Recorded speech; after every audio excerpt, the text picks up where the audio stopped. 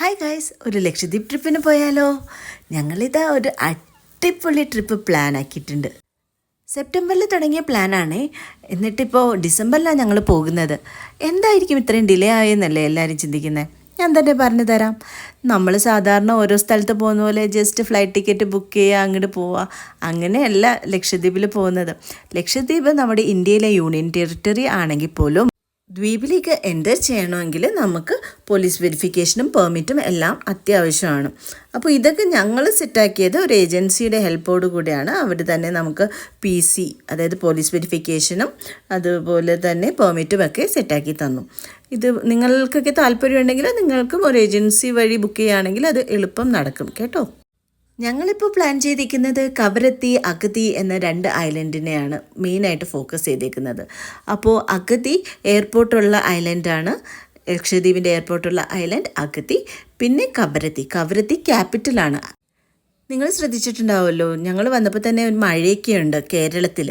അപ്പോൾ അവിടെ ലക്ഷദ്വീപിലും വെതർ വാർണിങ്ങിന് ചാൻസ് ഉണ്ട്. അപ്പോൾ വെതർ വാർണിംഗ് പറയുകയാണെങ്കിൽ നമുക്ക് ചില ആക്ടിവിറ്റീസിനും അതായത് ട്രാവലിംഗ്, അഗത്തിയിൽ നിന്ന് കവരത്തിലേക്കുള്ള ട്രാവലിങ്ങിനൊക്കെ ചിലപ്പോൾ ബുദ്ധിമുട്ടുണ്ടാവും.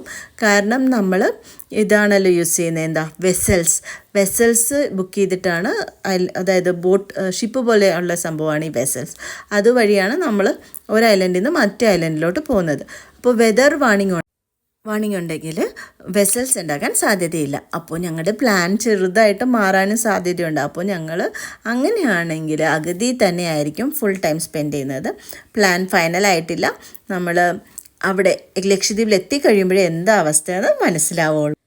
പിന്നെ ഒരു ഇൻഫർമേഷൻ തരട്ടെ.